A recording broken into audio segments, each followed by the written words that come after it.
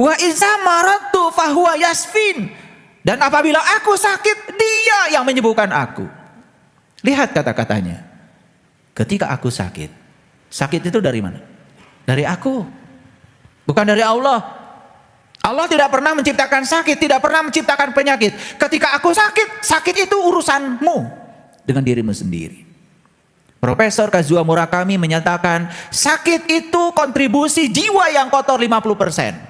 Sakit itu kontribusi pikiran yang keliru 25%. Sakit itu dari hubungan sosial yang terganggu 15%. Jadi kalau jiwanya kotor, pikiran pasti kotor, hubungan sosial terganggu, sudah pasti rubuh tubuhnya.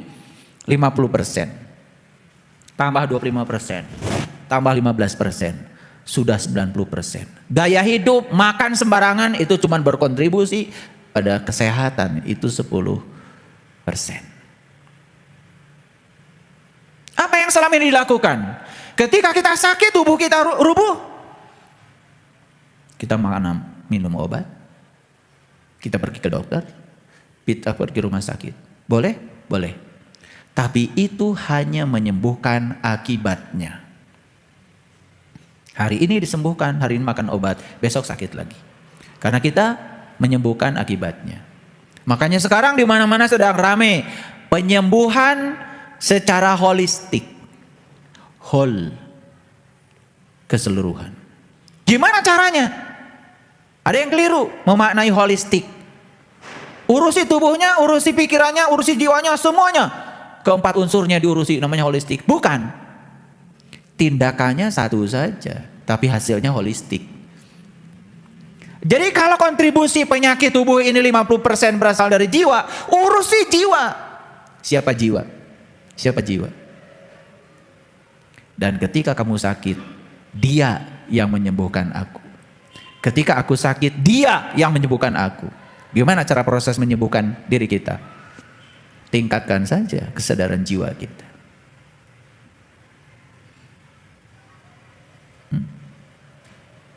Siapa jiwa itu? Jiwa itu Nur Insan.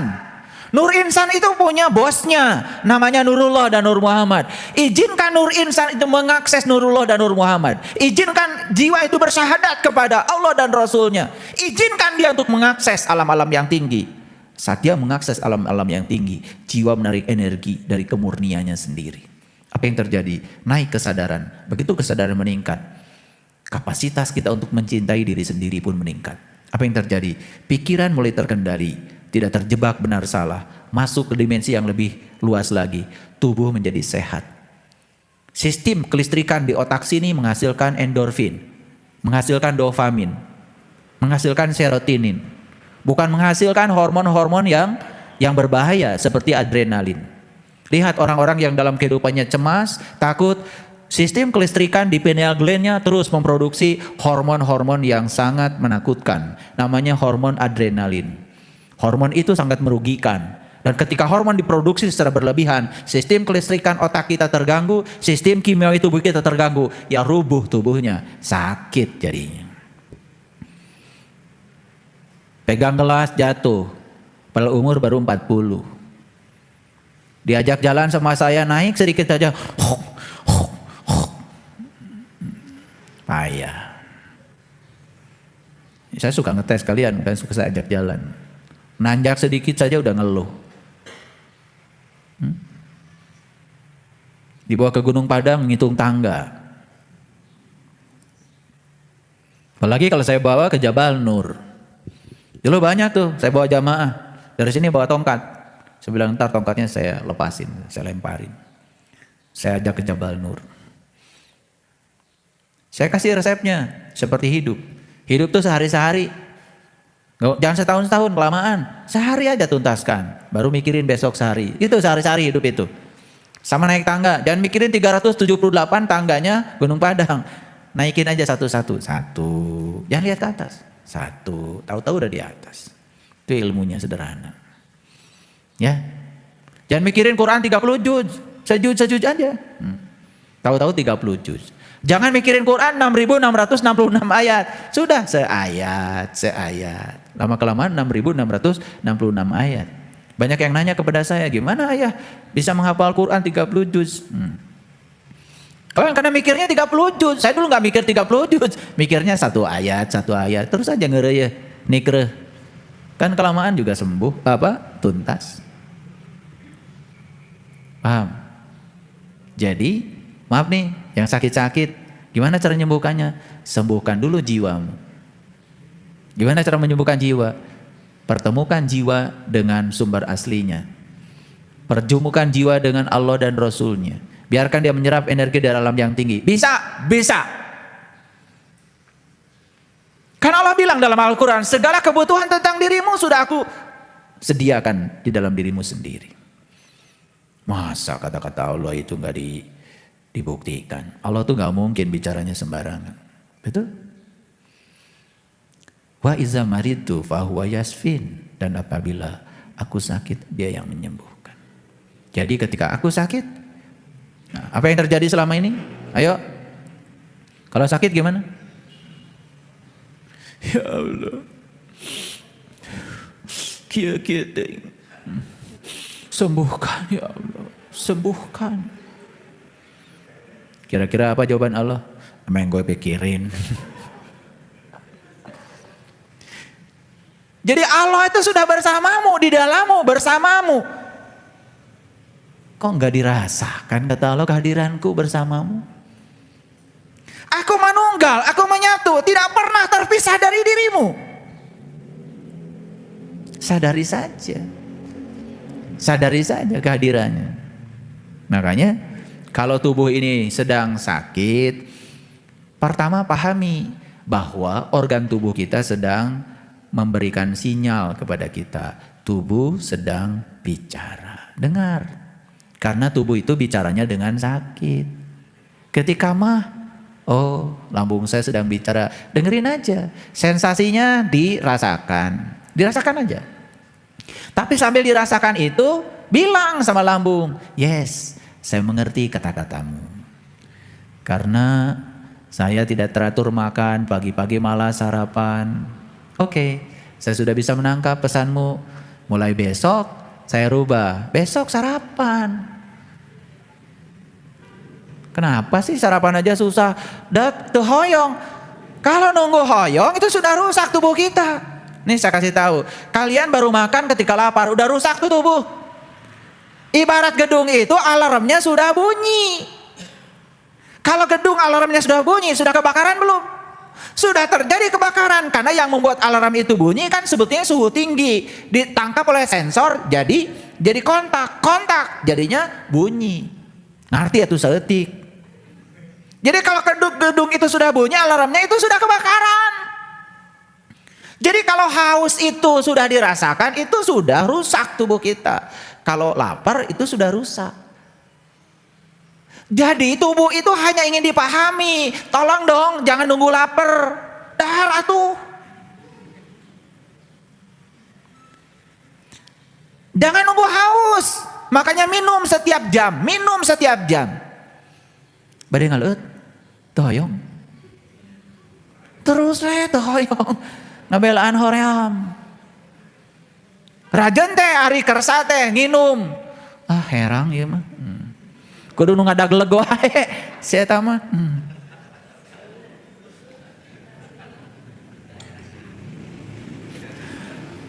Rajan teh daek nginum kudu nu giung wae. Mun teu giung pahit, kudu nu ngagibleg wae.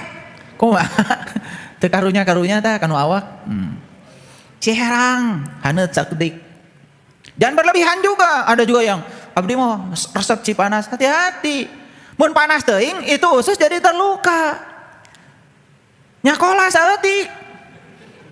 Tubuh kita itu paling tinggi suhunya 36 derajat. Makanya minum yang paling bagus itu cai haneut, lain cai panas. Yung regot, ya rusak. Karena usus dan lambung kita begitu dapat air panas terluka. Minum bae can lulus. Tong tiis teuing, tong panas teuing, haneut kuku disebutna teh sekitar suhu 3 sampai 36 derajat. Itu mun panas keneh tong diuyup. Ieu mah begitu ningali ka kafe. Kopi panas 10.000. Kopi dingin 20.000. Neng, kopi panas. Dasian keburu dingin, bayaran 20.000, buru-buru diuyup. Aduh. Ternyata nutiis mah mahal. Dasian keburu tiis. Nutiis mah 20.000. Jadi mumpung panas diuyup udah 10.000. Jadi ngaji spiritual itu harus ada ketawa. Ya, biar sehat. Ketawa itu sakral, ketawa itu suci. Ya, kalau udah bilang, oh, tong seri, setan. Nah, eta nu setan teh nu nitah tong seri. Ya, jadi ketawa itu sakral. Lihat orang-orang yang jarang ketawa, lihat. Jika juring. Poek banget. Tidak ada endorfinnya. Ya, gitu. Ketawa, nyanyi. Ya, makanya kalau saya kan ngecek kemajuan spiritual kalian, saya suruh joget aja. Dari joget itu saya lihat, ya jangan kemana-mana. Ya. Iya, hese. Lengan kamana, suku kamana. Iya, kalau tujuh balik. Itu balik dah diajar spiritual. Jadi kalau orang yang spiritualnya tinggi itu bebas, tidak jaim. Disuruh nyanyi, disuruh joget aja nikmati. Joget nurutan batur. Yang batur gitu, turutan. Beda. Kayak ngawak sorangan mah gitu ya. Gitu ya, Ayah Asep.